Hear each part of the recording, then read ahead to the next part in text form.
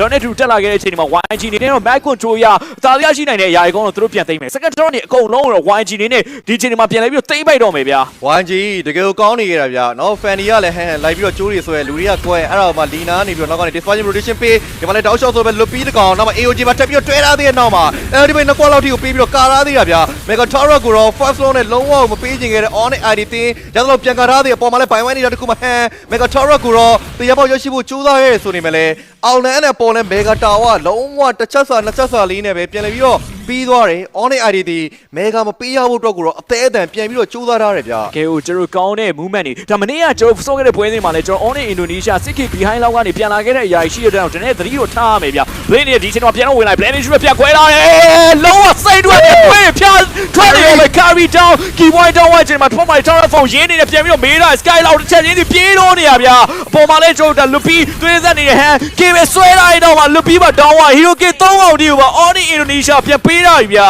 တခါတည်းပဲ3កောင်လောက်ထိကိုတောင်းသွားတဲ့နောက်မှာဒီပွဲကိုအဆုံးသတ်ဖို့အတွက်ကတော့ YG တခါတည်းပဲတက်လို့တော့လာပြီဗျာ Sam တယောက်တည်းကာမာလာနောက်မှာတော့ Skylar ပြင်ပြီးတော့ချက်ရှိနေသေးတယ်ဗျာ For the air strike ပြင်ပြီးတော့ပေးထားသေးတော့မှာ stay throw တော့ဝင်းတော့နေချားဒီမှာပွေပြီးတော့ရိုက်ချိုးနေခဲ့တယ် stay damage ဒီဘက်မှာ Skylar မှာထပ်ပြီးတော့တောင်းသွားနေတယ်ပဲ Sam ဘလုံးမကာလို့မရတော့တဲ့နောက်မှာတော့ရန်ကုန် Gladigo on နဲ့ ID လို့အသင်းမျိုးတော့ရိုက်ခွဲသွားခဲ့ပြီဖြစ်ပါတယ်